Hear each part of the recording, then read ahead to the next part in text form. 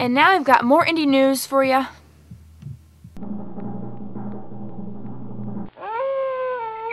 Warning, warning, warning! Alien approaching! Indie Comic Book News, episode 35, Iron Ankled. 3. Hey folks, how you doing? Comic Book Man here. Welcome to my video outhouse. It's time once again for Indie News, and guess what? We're outside! Yes, we are. You know why? I bet you couldn't tell. It's really hot in there. Man, it's so hot that this first story really sort of fits the mood. Yes, it's very hot inside of Alternate Reality, which is located at the intersection of 111th and Kedzie in beautiful downtown Mount Greenwood. Alternate Reality, where all new comics are 15% off every day for everyone. I said, is Comic Book Man. This is Bo, how are you? This is Bo, and our first story up involves Nancy. And Nancy has had a terrible thing happen to her. Nancy has gone to hell! You can't say hell on TV. H-E-double hockey. Hell! How'd Nancy get out of hell? Image is doing a limited comedy series called Nancy in Hell. Oh, it's a comedy one? Well, it's kind of comedic, but it's violent at the same time. It's sort of that funny, violent, Hammer type stuff. It's a cheerleader who finds herself trapped in hell, and she's trying to get out. Now, the creative team happens to be El Torres, and this is one of Dan Sweet's favorite artists and one of mine, Juan Jose Rip. Oh, Juan Jose Rip. And it looks, I've seen some preview pages, it looks really, really nice. And by the way, Rip no longer works exclusively for Avatar, so he's doing this for Image. He's also hanging out at Marvel, which I predicted about 4 or 5 years ago. Yeah. But Image is sending someone to hell. Sending someone to hell. Also an Image, they're doing a book called Skull Kickers, which is by the folks who worked on Street Fighter Legends. Street Fighter Legends writer Jim Zubakovich and a newcomer named Edwin Huang are doing a series called Skull Kickers, which is one of the stupidest titles I've ever heard in my life. Here, lay on the floor for a minute. I want to show you how it works. I know.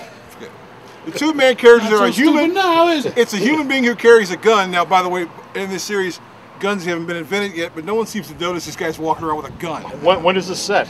It's set in the past. It's medieval times. Oh, okay. And you've got a dwarf who talks in a near Scottish brogue. Well, they had Scots back then. And he carries these big freaking axes in his hands. And if you come up to him and you ask him a question, instead of him actually answering the question, he cuts your head off. Well, I guess you don't ask him any questions. He's just antisocial. Okay. 12 Gauge Comics.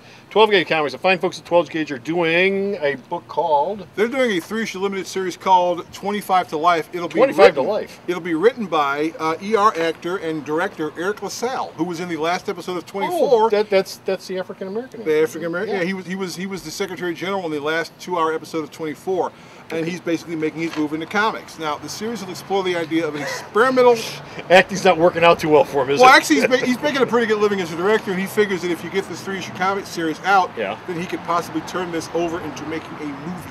Oh, another comic being made, because someday we might have a movie. Comic book storyboards. Yeah. Okay. So it basically is a story about an experimental FBI division that partners elite agents with 25 to life sentence criminals to solve high-profile cases. The art's by Tony Chastain, who did some other work with a former actor who basically dabbled into comics, Rosario Dawson. Okay. When she did her series for Image, he drew that. Actually, his art was pretty damn good. That was OCT? OCT. OCT. Occult Task Force. Occult Task Force. And the art was pretty good. Hey, look, a butterfly. Whatever happened to Rosario Dawson's OCT? Nobody bought it. Oh, wow, okay. And it didn't turn into a movie either. Okay. Last story we've got, it features this, the Green Hornet. What's up with the Green Hornet? Are we getting another book? Are we getting another book? He's getting an annual. Okay, well, he's getting an annual. Phil Hessner and Jonathan Lau are doing the Kevin Smith's Green Hornet Annual #1. Yes, it's not the Green Hornet. It's Kevin Smith's Green Hornet Annual 1. Well, that's a differentiated from the 6 other ones that they're doing. The annual takes place in this midpoint in issue 3, in which we find out why young Britt Reed Jr. decides to follow in his father's footsteps. And why does he? We don't know it because we'll tell you in the end. Well, I thought maybe you had some news about it because this is news. But we're actually going to find out who taught Britt Reed Jr. how to kick ass. Lone Ranger. No, it wasn't the Lone Ranger. Kato. No, actually, Kato's got a problem because the guy who taught Britt Jr. how to fight and Kato, they're not really sociable. So there's going to be an issue. Adam West.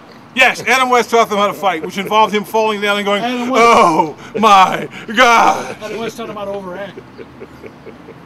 So is that it? That's all we got. Okay. That's plenty. We're done. We're finished. We got no more indie news, but you can stop up at the store's website where you can check out all of Bo's indie news that he sends me that I post up. And where's the store's website at?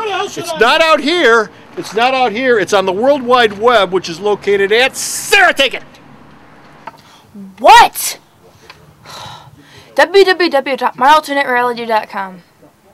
So really, stop off at the store's website and check out all of his indie news. And until next time, this is Comic Book Man And Bo saying saying, bye.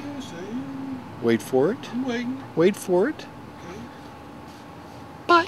Alternate Reality is located at 3149 West 111th Street. That's the intersection of 111th and Kedzie in Chicago, the beautiful downtown Mount Greenwood neighborhood. You can always reach us at 773-881-HERO or at the store's website, www.myalternatereality.com.